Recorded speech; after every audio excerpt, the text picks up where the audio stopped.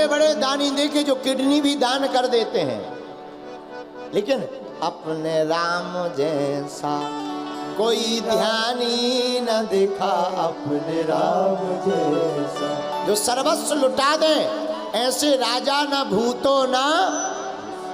एक बात बोले, कह दो, बोलो, नोट कर लो, राम राज्य वो है जहां राजा शोषक नहीं पोषक होता है। जो प्रजा का शोषण ना करे, प्रजा का पोषण करे, जो प्रजा को सताए ना, प्रजा को मुस्कुराए, उसी को राजा कहते हैं, वही राम राज्य कहलाता है। बोलो सीताराम, जोर से बोलो। राम राज्य में तो श्वानों को भी न्याय था। श्वान जानते हो, श्वान का मतलब कुत्ता, और कुत्तों को भी न्याय मिलता था। हाँ, कोई हम ऐसी बनावटी बात नहीं कह रहे, बहुत गंभीर बात कह रहे हैं। राम जी जब राजा बन गए तो राम जी की आदत थी रोज गद्दी पर बैठकर प्रजा को स्वधर्म के बारे में बताना, धर्म पर चलाने की शिक्षा देना, और अगर कोई न्याय मांगने आया है तो न्याय करना। एक दिन एक घटना घटी। क्या? कोई दिन भर न्याय मांगने आया ही नहीं। क्यों? राम जी के राज्य में किसी को दिक्कत ही नहीं है, ना तो कोई चोर है, ना उपद्रवी है, सब प्रेम पूर्वक रहते हैं, तो अब न्याय मांगने की जरूरत क्या? देखो, जहां शोर शराबा ज्यादा होता हो वहां व्यवस्था ज्यादा बनाई जाती। राम जी के यहां कोई शोर शराबा नहीं, सब प्रेम पूर्वक रहते हैं। तो एक दिन दिन भर कोई न्याय मांगने नहीं आया तो लक्ष्मण जी को राम जी ने भेजा, जाओ जरा बाहर देखो तो कहीं कोई रह तो नहीं गया, या कोई अंदर न आ पा रहा हो। लक्ष्मण जी बाहर तक आए, देखा कुछ भी नहीं है। वापस आकर राम जी से बोले, सरकार कोई नहीं है बाहर, आपके राज्य में सब प्रसन्न है। अच्छा, पर मुस्कुराते हुए श्री राम जी बोले, लक्ष्मण जी हमारे मन को संतुष्टि नहीं है, एक बार और देखो, जाओ। अब लक्ष्मण जी बाहर तक आए, बाहर पूरे में भ्रमण करते रहे। भ्रमण करते करते कोने में एक कुत्ता दिखाई पड़ा। तो पहले के जमाने में कुत्तों की भी भाषाएं जानकारी वाले रखने वाले लोग हुआ करते थे। कुत्ता को देखकर उसके मुंह के ऊपर से रक्त बह रहा था। लक्ष्मण जी गए पास में, क्या बात है और आप यहां क्यों बैठे हो? तो कुत्ता खड़ा हो गया, बोला, महाराज हमको न्याय चाहिए, न्याय, और आप हमारी राम जी के दरबार में हाजिरी लगवाओ। लक्ष्मण जी बोले, हम अभी आपको न्याय दिलवाते हैं, अगर ऐसी कोई बात है तुम्हारे साथ अन्याय हुआ है तो न्याय मिलेगा। लक्ष्मण जी भीतर आए, सरकार से बोले, सरकार और तो किसी को न्याय चाहिए नहीं, बस एक कुत्ता जरूर रो रहा बाहर और कह रहा हमको न्याय चाहिए। राम जी बोले, लाओ। अब कुत्ता अंदर आया, रक्त बहता हुआ देखा, सोई राम जी मुस्कुराकर बोले, कहो क्या बात है और ये आपके रक्त क्यों बह रहा है, कैसा न्याय चाहिए? बोले, महाराज आपके राज्य में रहने वाले एक ब्राह्मण ने बिना किसी बात के प्रातः काल हमारे ऊपर पत्थर की चोट मार दी, हमको न्याय चाहिए। राम जी बोले, नाम बताओ।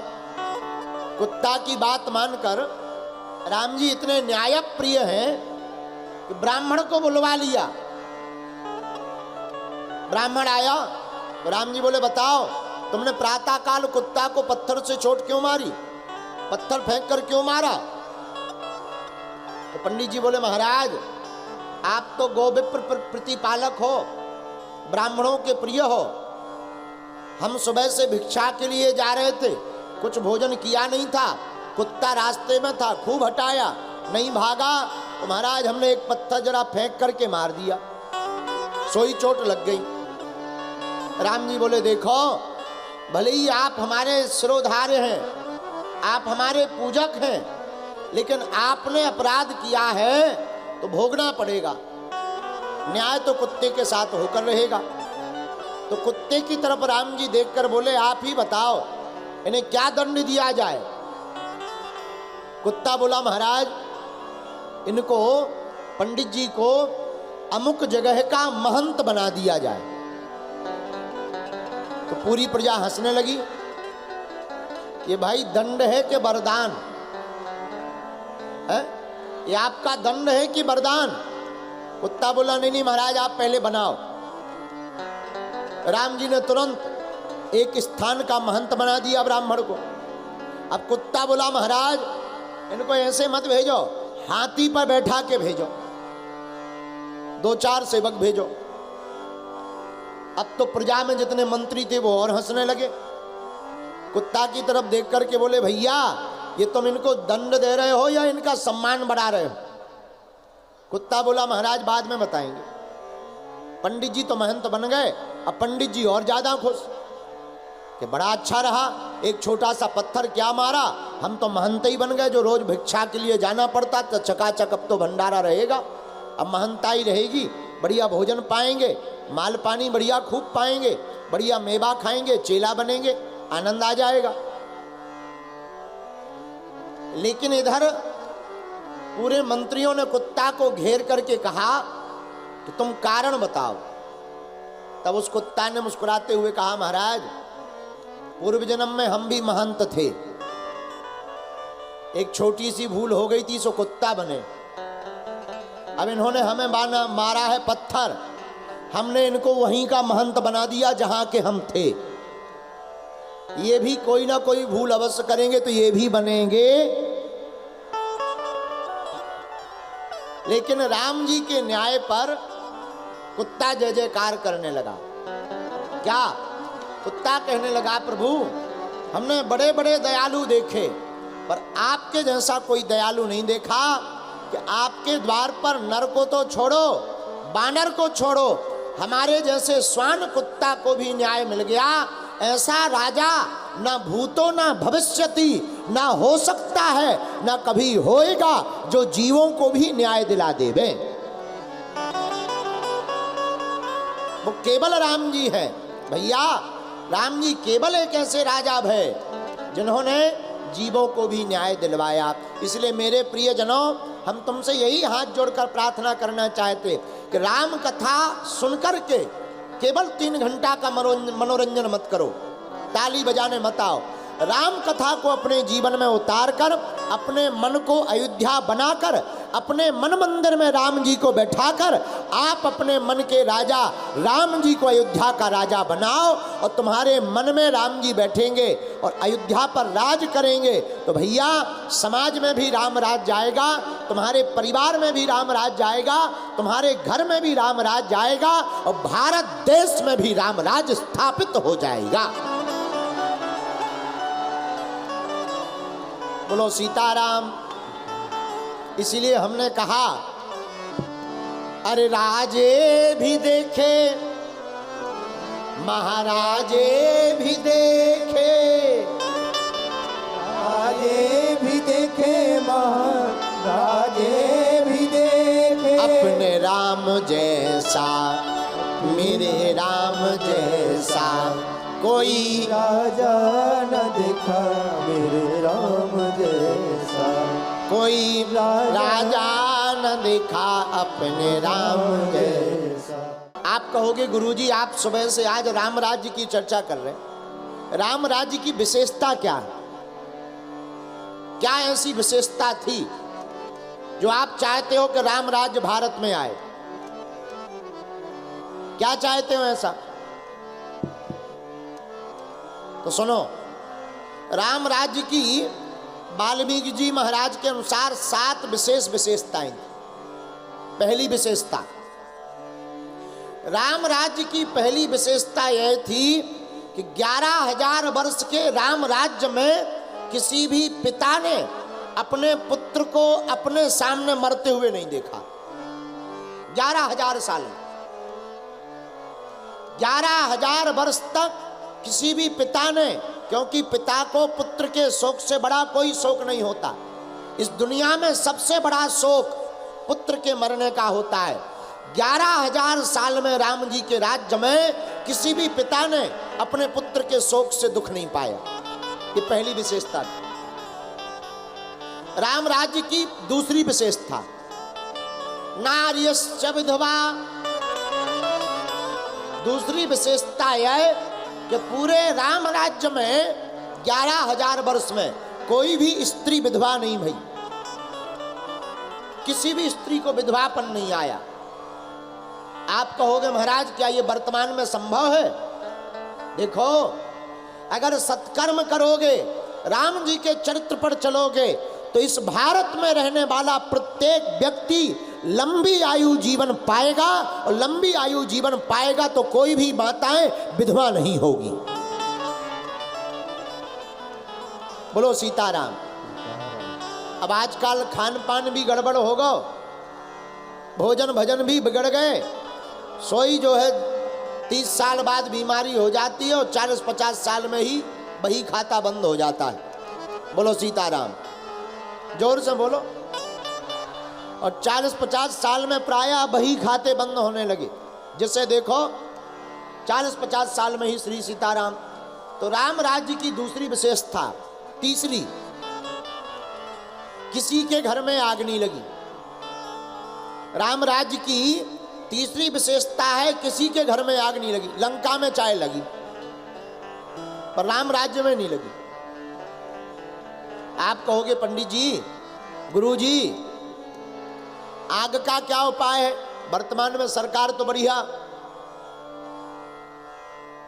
अग्नि रोधक यंत्र बनाए हुए हैं, फायर ब्रिगेड की गाड़ियां हैं, क्या दिक्कत है? तो सुनो, व्यवस्थाएं होना ठीक है, उसमें कोई संदेह नहीं।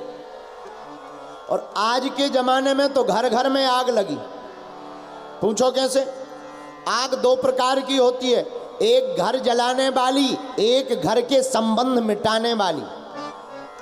तो आजकल घर जलाने वाली आग भी लगती है, पर सबसे ज्यादा जो आग लगती है वो घर के संबंध मिटाने वाली। आजकल हमने बड़ी आंखों से देखा, हम तो गौर से देखते रहते हैं, भारत में ही रहने वाले गांव के आदमी हैं, पति पत्नी एक ही घर में रहते हैं पर दोनों इतने अलग, 20-20 साल बातें नहीं होती, 4-4 दिन, 5-5 दिन, 10-10 दिन बातें नहीं होती, बेटा और बेटी की बातें नहीं होती, बाप बेटा की बातें नहीं होती। ये घर में आ गई तो लगी है। एक बार की हमें याद है कोई घटना, एक पति पत्नी की बात नहीं हो रही थी आपस में बहुत दिनों से, और पति को सुबह 7 बजे ऑफिस जाना था जरूरी मीटिंग से, तो उसने कागज लिख करके, चिट्ठी लिख करके टेबल पर रख दिया कि मुझे सुबह जल्दी जाना है और जल्दी जगा देना, 7 बजे जगा देना। जब सुबह जागा 10 बज गए, पति बड़ा नाराज, पत्नी से बोला शर्म नहीं आती तुम्हें अपने मन से? हमने कहा था 7 बजे जगा देना, ऑफिस जाना है, हमने कागज पे लिख के भी रख दिया था, मुंह नहीं बोलते तो क्या हुआ? पत्नी बोली टेबल पर देखो, और जब टेबल पर गया तो इतने कागज रखे और लिखा था उठ जाओ 7 बज गए, उठ जाओ 7 बज गए। ऐसे मौन धारण किए हुए लोग, ऐसे ऐसे विचित्र लोग हैं। बोलो सीताराम। आओ, तो बोले जैसे तुमने कहा वैसे ही हमने जगाया, बात भी सही है, अब क्या कहते हैं। तो राम जी के राज्य में एक तीसरी विशेषता यह है कि किसी के घर में आग नहीं लगी। वर्तमान में घर घर संबंधों में आग लगी हुई, लेकिन मेरे भारत के लोगों, अगर तुम रामचरितमानस को मानोगे, राम का चरित्र अपने हृदय में उतारोगे, तो तुम्हारे अंदर राम का चरित्र आते ही घर घर में संबंधों में लगी हुई आग मिट जाएगी और परिवार एकता के साथ रहने लगेगा। बोलो जय श्री राम, जय श्री राम, जोर से बोलो। चलो सुनो, राम राज्य की चौथी विशेषता, राम राज्य की चौथी विशेषता है चोरी नहीं हुई राम राज्य में। और वर्तमान में, पहले के जमाने में हमने रामायण पढ़ी है, अभी तो रामायण में वर्णन आता है कि राम जी जब जनकपुरी जाते हैं तो फूल तोड़ने जाते हैं, फूल तोड़ने जाते हैं तो फूल भी बिना माली से पूछे नहीं तोड़ते पूजा के लिए। पुष्प भी माली से तोड़कर पूछते हैं, और आज के जमाने में आदमी ताले भी बिना पूछे तोड़ लेते हैं। इतना बदलाव आ गया है राम राज्य में और आज के राज्य में, इतना बदलाव है। पहले फूल भी पूछकर तोड़े जाते थे, आजकल ताले भी बिना पूछे तोड़े जाते हैं। बोलो सीताराम, जोर से बोलो, और जोर से बोलो। अच्छा, तो आप कहोगे गुरुजी ये कैसे संभव? देखो, चोरी कब होती है? जब भोजन की व्यवस्था ठीक ना हो, तब आदमी क्या करता है? चलो भाई चोरी करो, मर तो रही है, चोरी करो। अब तो कुछ लोगों की पसंद भी हो गई चोरी है? लेकिन भोजन की व्यवस्था ना होने पर चोरी करते हैं। लेकिन राम राज्य में कोई भूखा नहीं रहा, कोई भूखा नहीं रहा तो चोरी की आवश्यकता नहीं। इसलिए 11,000 वर्ष के काल में किसी की चोरी नहीं हुई। पांचवा, रामराज की पांचवी विशेषता, कभी भी तूफान नहीं चला। वर्तमान में प्रकृति इतनी विचित्र हो गई है, गर्मियों में पता लगे बरसात हो जाए, बरसात में पता लगे ठंडी पड़ जाए, बरसात में पता लगे ठंडी हो जाए। विचित्र स्थिति है प्रकृति की। क्यों? लगातार हम प्रकृति का दोहन कर रहे हैं, इसलिए प्रकृति के साथ हमारा दोहन, हम दोहन कर रहे, तो प्रकृति भी अपना समय बदल रही और प्रकृति भी बदल रही है। परिणामतः हम सब प्रकृति के उपद्रवों को भोग रहे, कहीं ज्वालामुखी के रूप में, कहीं तूफान के रूप में, कहीं बवंडर के रूप में। लेकिन मेरे पागलों, अगर हम राम राज्य की स्थापना के लिए जिएंगे तो हम एक बात प्रण के साथ कहते हैं, परमात्मा के साथ साथ जब प्रकृति की पूजा करेंगे तो हमारी प्रकृति भी हरी भरी रहेगी और राम राज्य भी आ जाएगा। बोलो सीताराम, जय श्री राम। जय श्री राम। चलो, राम राज्य का छठवीं विशेषता सुनो, राम राज्य की। आहा हा, राम राज्य की छठवीं विशेषता है, राम जी ने शस्त्र के बल पर राज्य नहीं किया, शास्त्र के बल पर राज्य किया। किस बल पर राज्य किया? जोर से बोलिए। शास्त्र के बल पर, शस्त्र के बल पर नहीं। क्यों? देखो, शस्त्र के बल पर राज्य जबरदस्ती किया जाता है, लेकिन शास्त्र के बल पर अगर कोई राज्य चलाएगा तो पूरा देश भी सुखी रहेगा और पूरे देश में प्रसन्नता भी रहेगी।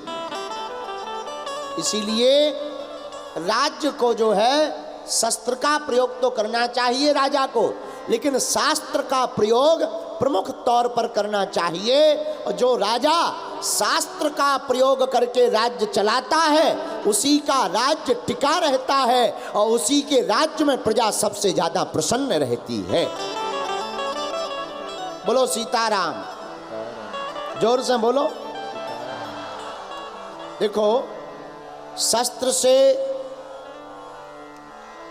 बल से जो राज्य करता है वो राजा कहलाता है, लेकिन जो शास्त्र से राज्य करता है वो महाराजा कहलाता है।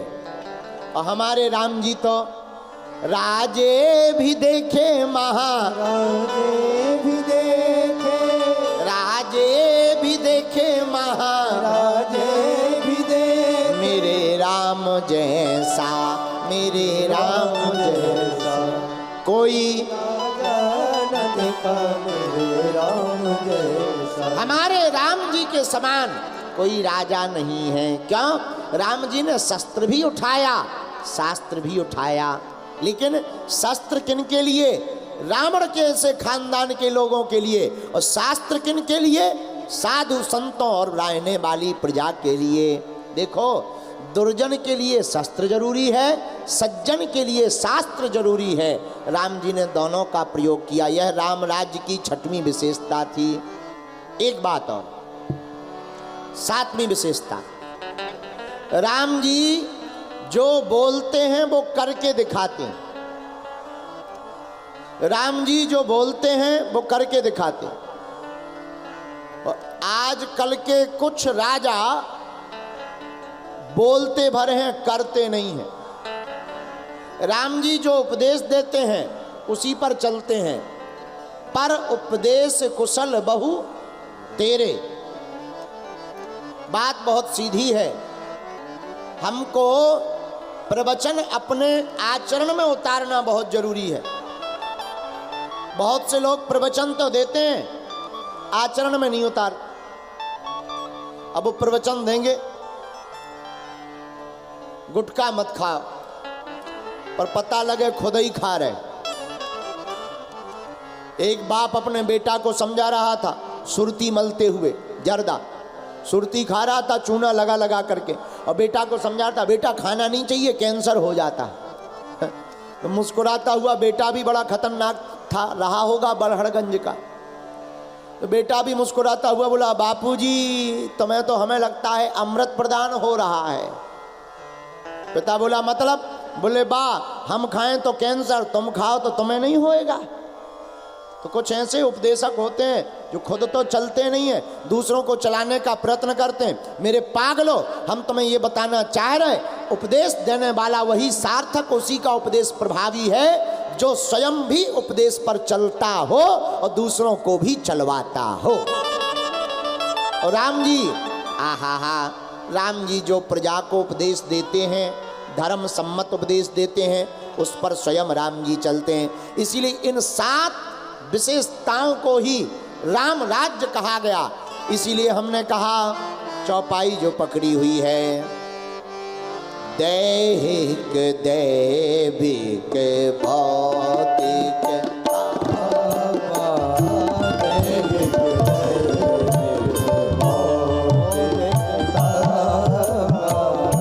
राम राज्य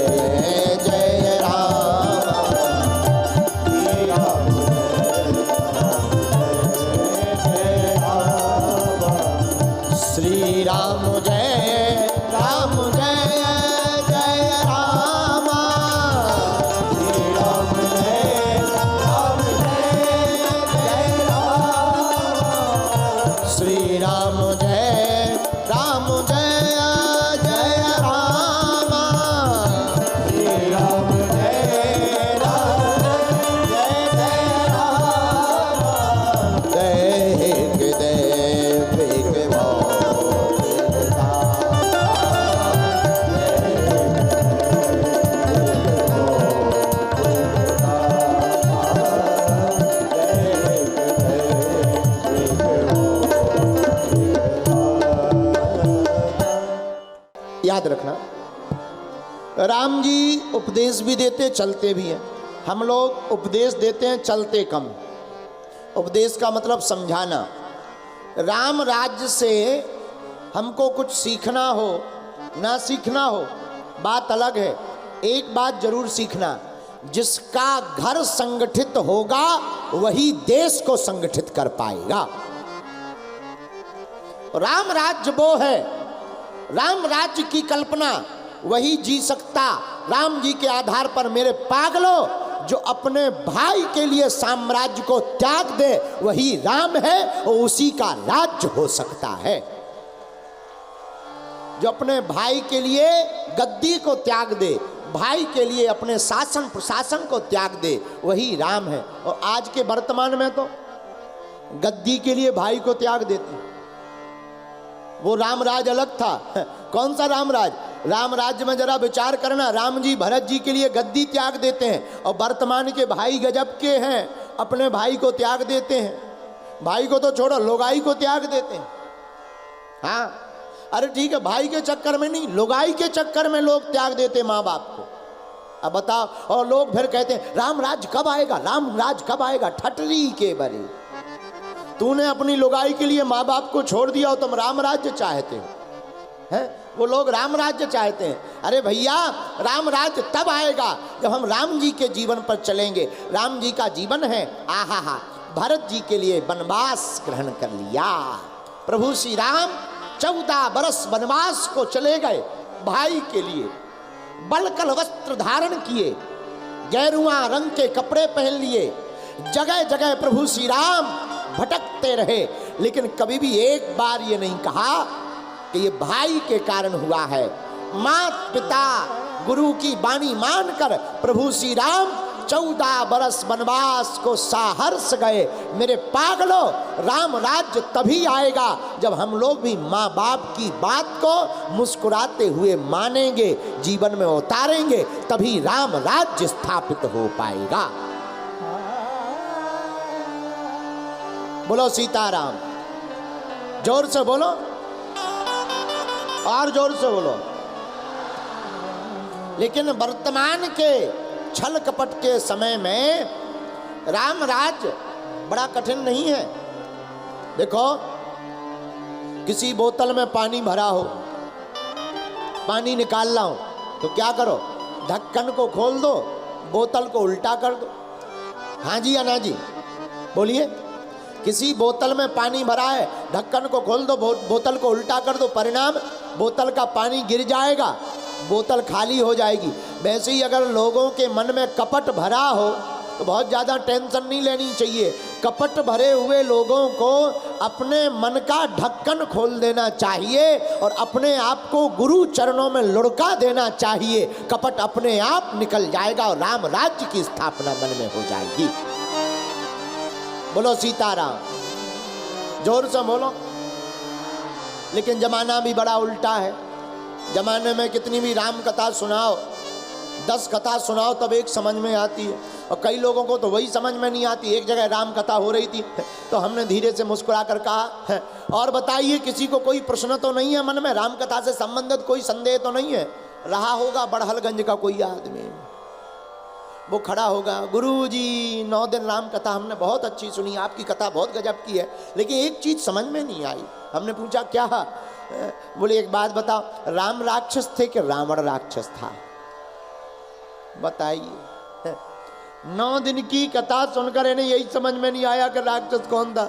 हम भी अपना माथा पीटने लगे, लेकिन बड़हलगंज का आदमी, अरे माथा मत पीटो, बताओ बताओ बताओ कौन राक्षस था? हमने कहा भैया, ना राम राक्षस ना रावण राक्षस, हम राक्षस थे जो 9 दिन में तुम्हें समझा नहीं पाए हैं। बोलो सीताराम। इसलिए हमारे प्रियजनों, हम आपको यह समझाना चाहते, राम राज्य में सब प्रसन्नता पूर्वक रहते, एकता पूर्वक रहते। राम राज्य में सबरी का मान बढ़ाया जाता। इसलिए अब हम भारत के लोगों को भी राम राज्य अगर लाना है, एक ही उपाय है। अब जातिवाद से ऊपर उठ करके हम सब हिंदुओं को एक होना पड़ेगा, और जब हम सब हिंदू एक होंगे तभी राम राज्य आएगा। बोलो जय श्री राम। कौन कौन भारत हिंदू राष्ट्र चाहता है? कौन कौन चाहता है राम राज्य आवे? क्या तुम चाहते हो जैसे 500 सालों तक राम मंदिर के लिए लड़ना पड़ा और लड़ना पड़े? नहीं चाहते हो? राम राज्य चाहते हो? हाँ जी या ना जी? जरा जोर से बोलो। एक ही उपाय है, पूछो क्या? हम सब हिंदू एक हो जाएं तो धर्म विरोधियों की ठटरी भर जाएगी। और जितने ये चिल्लाते हैं रामचरितमानस को, जितने ये फाड़ते हैं, इनकी भी ठटरी भर जाएगी। लेकिन हम सब सनातनियों को एक होना पड़ेगा। राम कथा सुन करके यही समझ में आया, राम राज्य तभी संभव है जब हम राम जी के चरित्र को जीवन में उतारेंगे। और हम तो देखो भैया बालाजी वाले हैं, हनुमान जी वाले, और हम तो अपने बागेश्वर बालाजी से खूब प्रार्थना करते, हे बालाजी कैसे भी करके भारत में एक बार फिर से राम नाम की स्थापना हो जावे। हो तेरी अजब निराली शान। कौन कौन बागेश्वर धाम बालाजी को मानता है? दोनों हाथ उठा करके अरे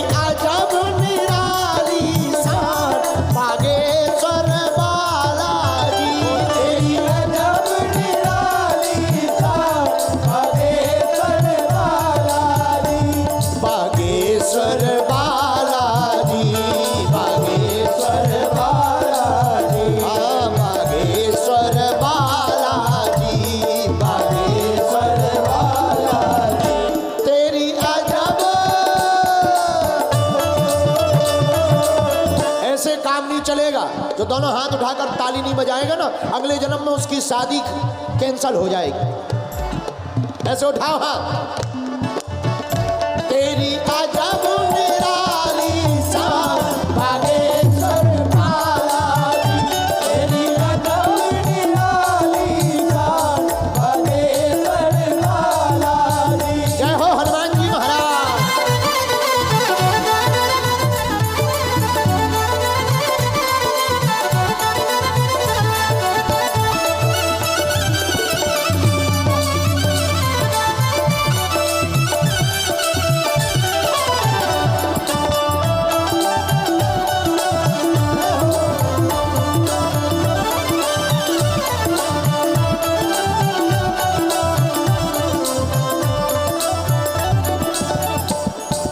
अच्छा, हनुमान जी की महिमा क्यों है दुनिया में?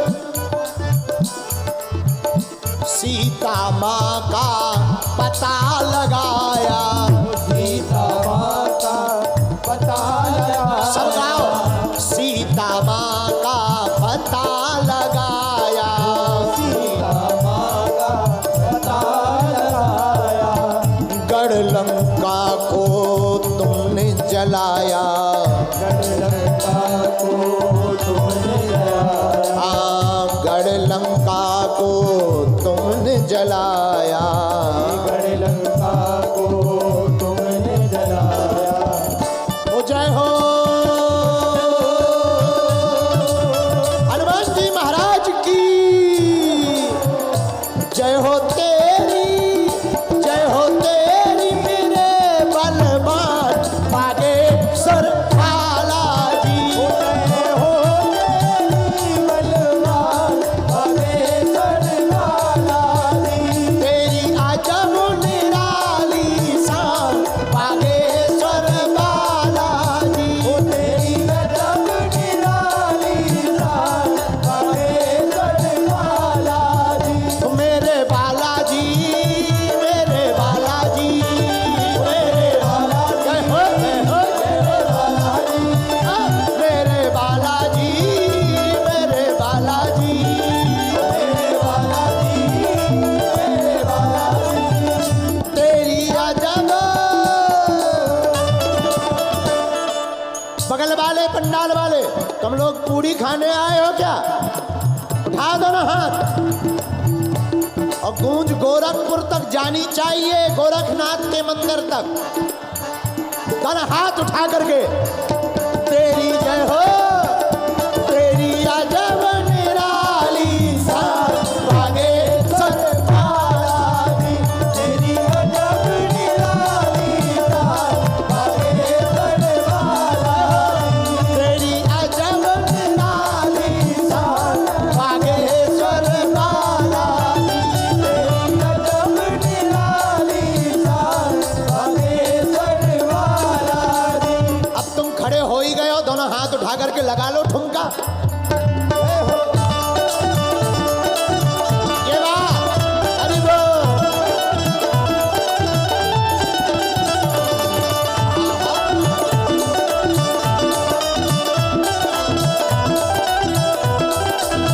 हनुमान जी महाराज की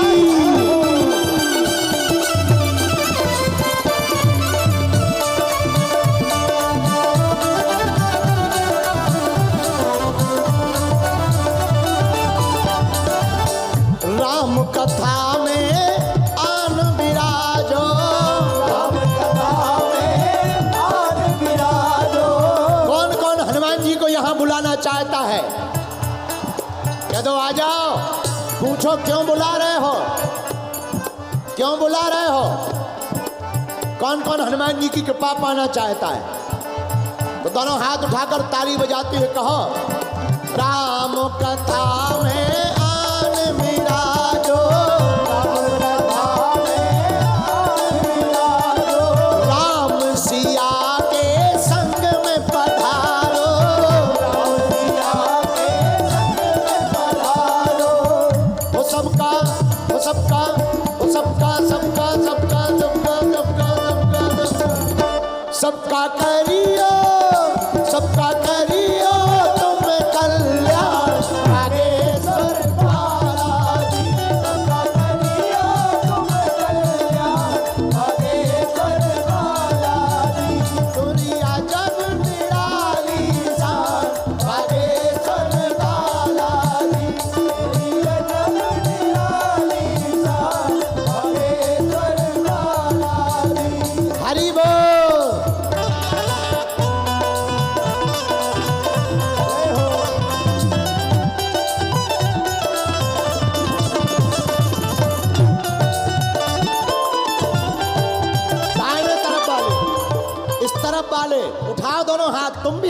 की मस्ती में झूमो।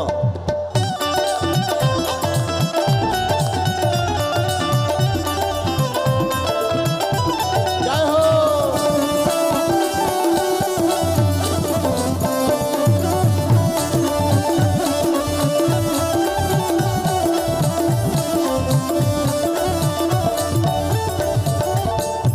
दास धीरज चरणों का पुजारी, मुझे गुरुवर चरणों का पुजारी, हाँ दास धीरज चरणों का पुजारी, मुझे गुरुवर चरणों के पुजारी, सदा चाहते शरण तुम्हारी, सदा चाहते शरण तुम्हारी, हाँ सदा चाहते शरण तुम्हारी। सदा चाहते शरण तुम्हारी। कौन कौन हनुमान जी की शरण जिंदगी भर पाना चाहता है? और देवता चित्तना हनुमत से ही संकट कटे, हे सब पीरा जो सुमरे। हनुमत बलवीरा। कौन कौन अपने संकटों को मिटवाना चाहता है? तो दोनों हाथ उठा करके हे धन्य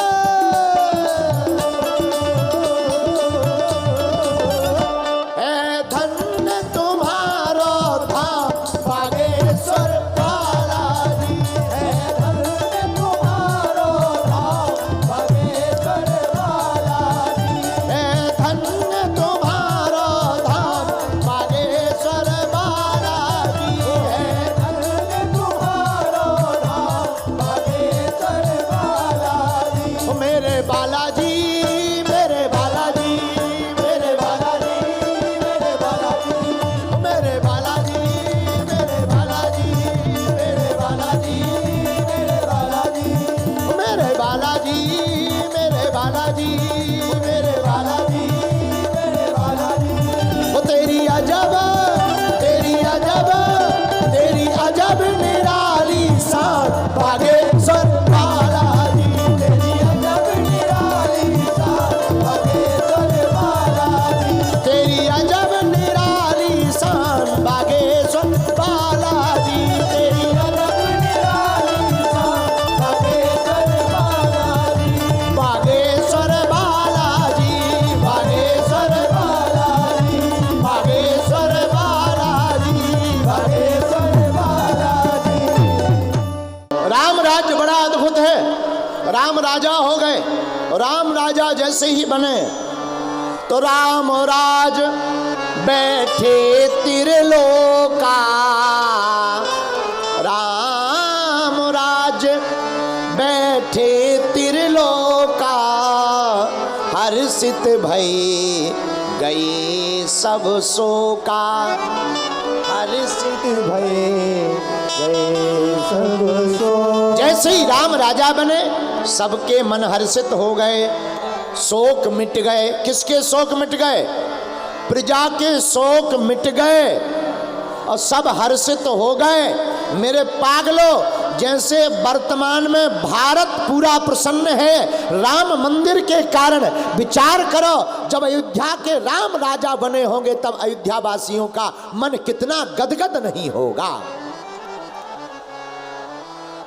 बोलो जय सिया राम, जय सिया राम, जोर से बोलो जय श्री राम। देखो बुरा ना मानना, हम बहुत सीधी सीधी चुका देते हैं बात को। राम राजा रामायण में भी बन गए। अब वर्तमान में 22 तारीख को राम जी बैठेंगे। आप कहोगे महाराज जी उससे क्या होगा? अरे पागलो, क्या नहीं होगा? आज तक का जो सपना था वो सपना साकार होगा और भारत राम राज्य की ओर बढ़ जाएगा। बोलो सीताराम। अच्छा, राम राज्य में और कुछ था? हाँ, एक बात और थी। बैर न कर काहू सन कोई, बैर न कर काहू सन कोई, बैर न कर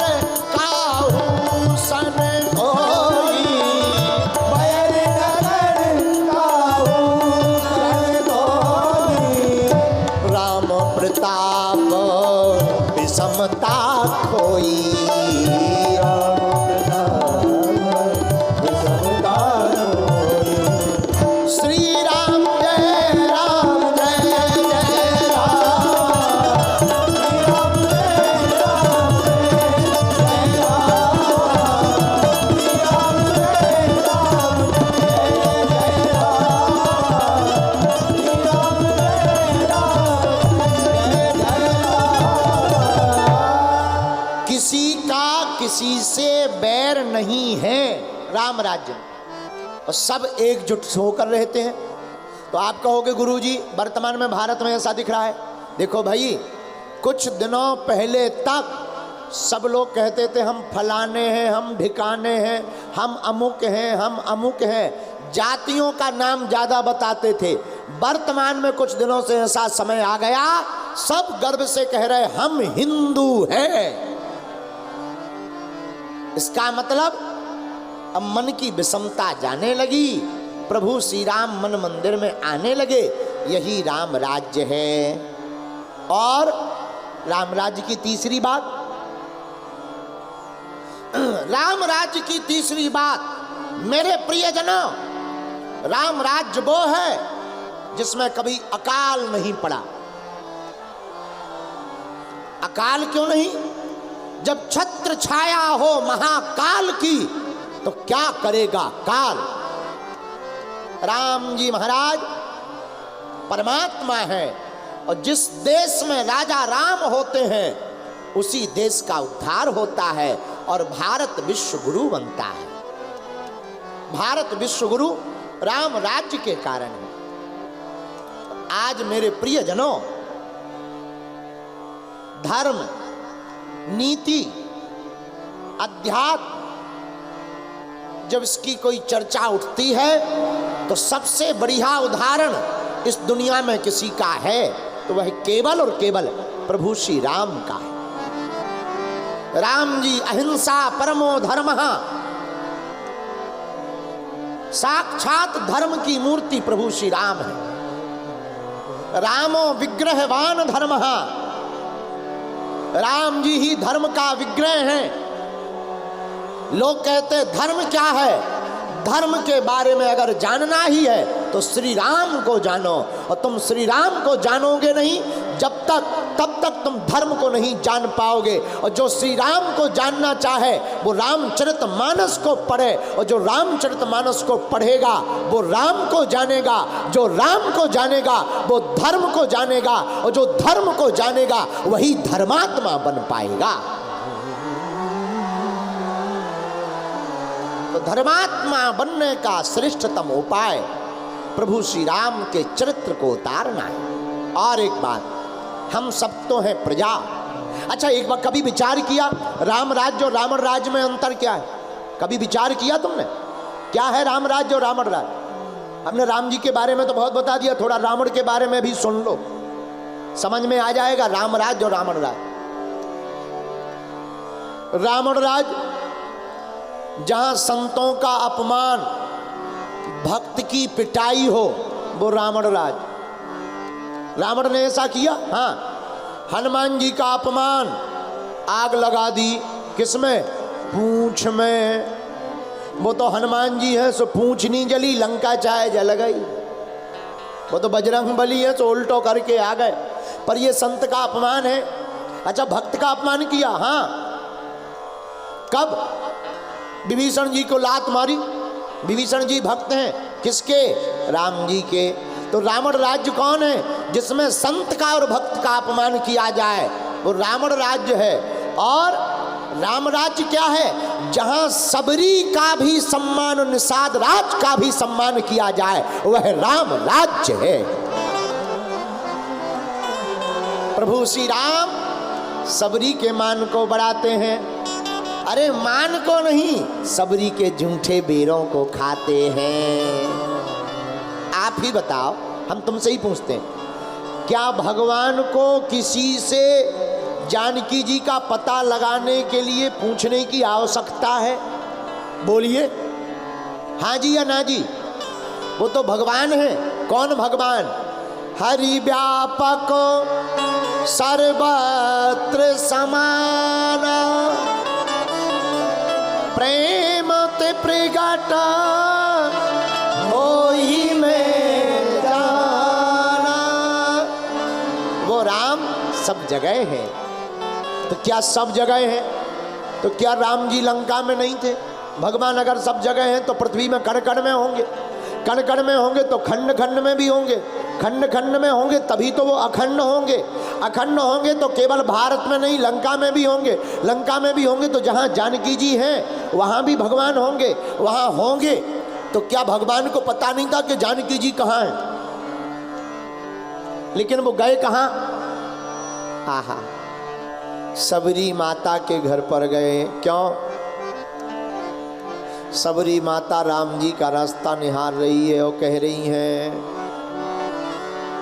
सबरी माता कहती मेरी झोपड़ी के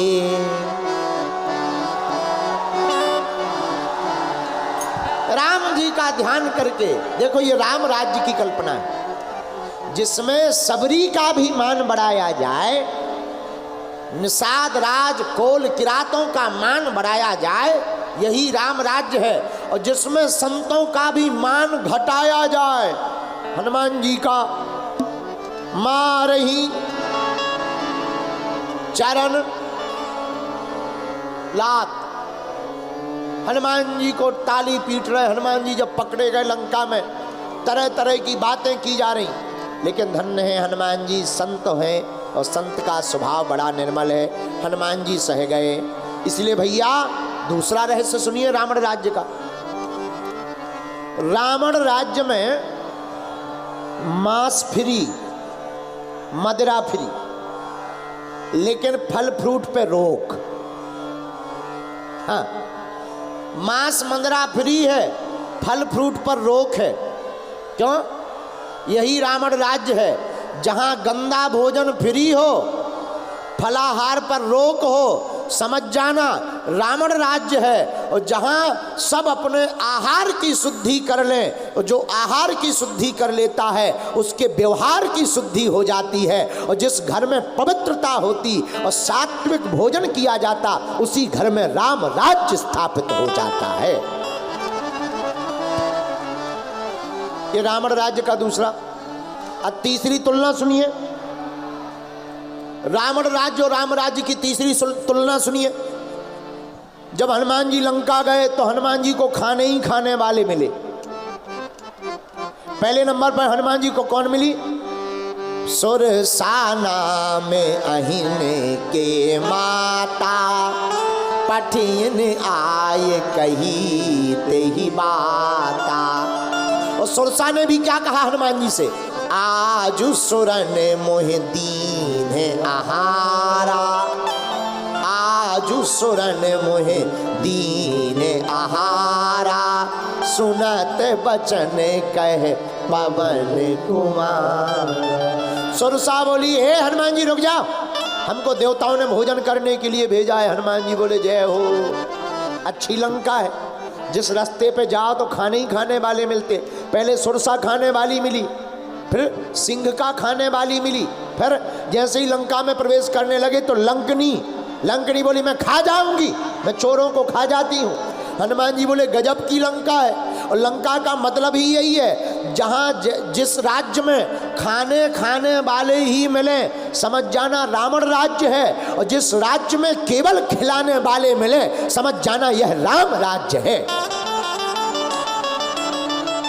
रावण के राज्य में सब खाने वाले, राम जी के राज्य में आहा, राम जी पीछे बानर भालू सब कंद मूल फल खाएं। बानर भालू कंद मूल फल खा रहे, ये राम राज्य है। और लंका में जब हनुमान जी जा रहे तो सब खाने को दौड़ रहे, ये रावण राज्य है। ये तीसरा तुलना। अब जरा चौथी तुलना सुनिए रावण राज्य और राम राज्य की।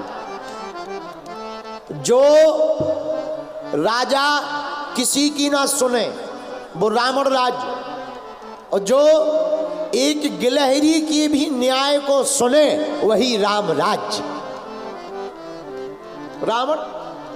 रावण ने किसी की नहीं सुनी,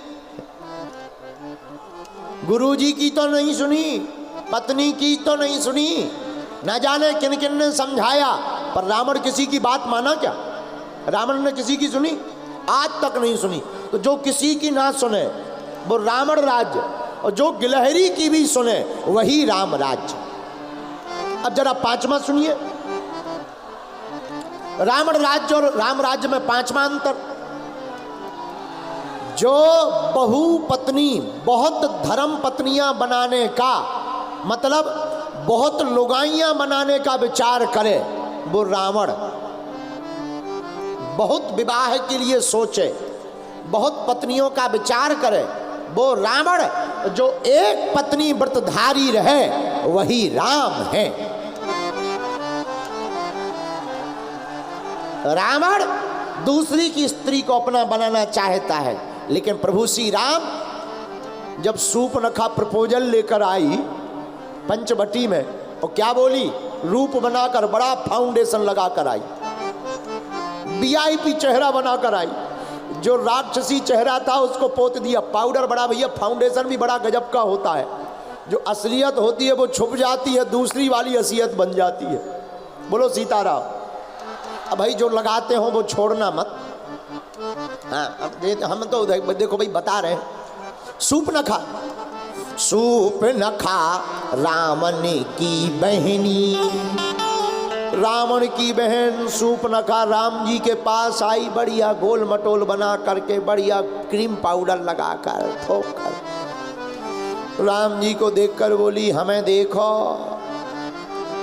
राम जी देखे ही ना, राम जी देख रहे किसकी तरफ, जानकी जी की तरफ। बात किससे कर रहे, सूर्पनखा से।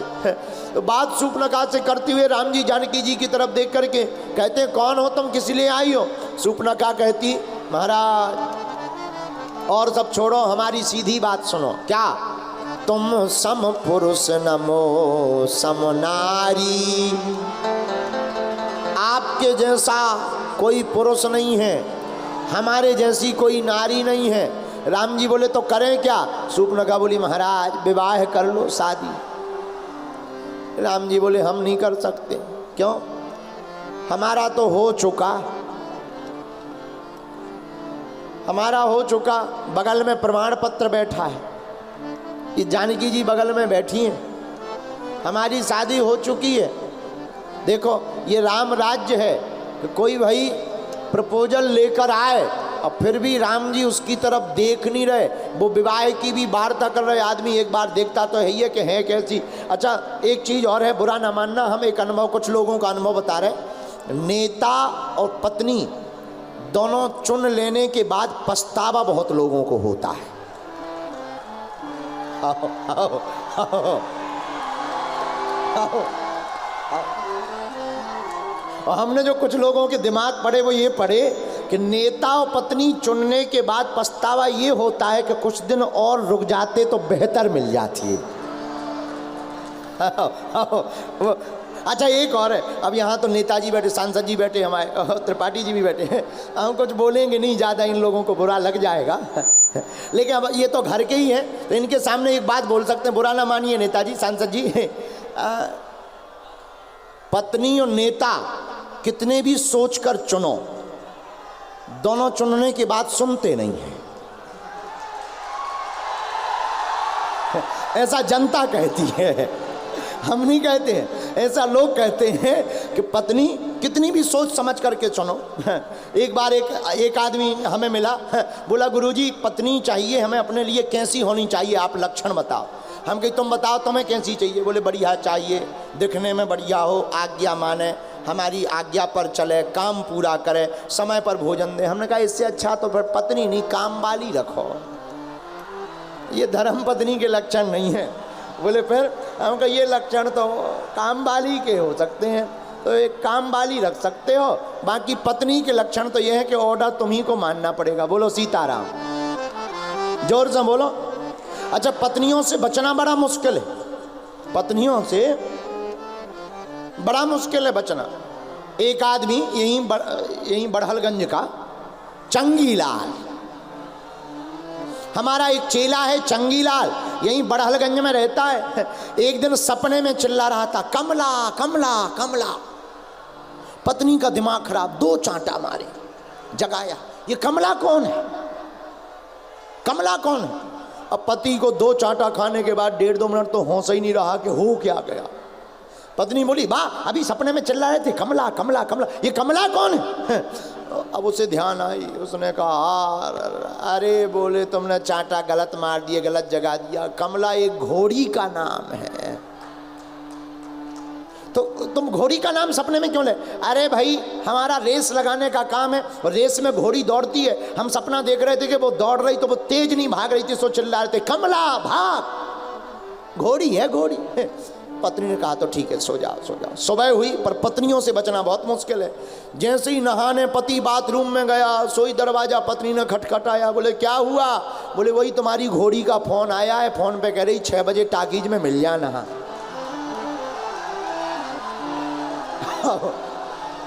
लौट करके नहीं निकला वो बाथरूम से, समझ गया पकड़े गए हैं। तो पत्नियों से बचना बड़ा मुश्किल है। खैर हम ये नहीं कहेंगे कि नेताओं से बचना भी मुश्किल है, लेकिन ये विनोद की बातें हैं, दिमाग पे मत लेना, ये तो विनोद की बातें हैं। पर हम आपको बता रहे हैं कि राम जी से और रावण राज्य और राम राज्य से एक सीखना है। पूछो क्या? रावण अनेक पत्नियों को अपना बनाना चाहता और राम जी एक पत्नी व्रतधारी हैं। मेरे प्रिय जनों, राम के चरित्र को जीवन में उतारना है तो ब्रह्मचर्य को जीवन में उतारना पड़ेगा, एक पत्नी व्रत धारण करना पड़ेगा। और जो एक पत्नी व्रतधारी होगा वही राम के आदर्श को जीवन में उतार पाएगा, और जो राम के आदर्श को जीवन में उतार पाएगा उसी के जीवन में राम राज्य आएगा। बोलो सीताराम, जोर से बोलो, और जोर से बोलो। चलिए एक और तुलना सुन लीजिए राम राज्य और रावण राज्य की। रावण राज्य जो भाई के धन को हड़प करके खुद बैठ जाए, कुबेर की संपत्ति को हड़प लिया सो बन गया रावण, ये हो गया रावण राज्य। और राम राज्य जो अपने भाई के लिए संपत्ति को त्याग कर वन में चले जाएं, उन्हीं का नाम राम है, यही राम राज्य है। बोलो सीताराम। इसलिए मेरे प्रिय जनों, मेरे पागलों और मेरे भारत में रहने वाले लोगों, हमारी प्रार्थना है अगर तुम अपनी जिंदगी में राम राज्य चाहते, तुम ये मत सोचो कि राम राज्य दिल्ली से आएगा, बंबई से आएगा, या लखनऊ से आएगा, या कानपुर से आएगा, या अयोध्या से आएगा। राम राज्य तुम्हारे हृदय से आएगा। तुम राम को अपने मन का राजा बनाओगे तभी भारत में राम राज्य आएगा।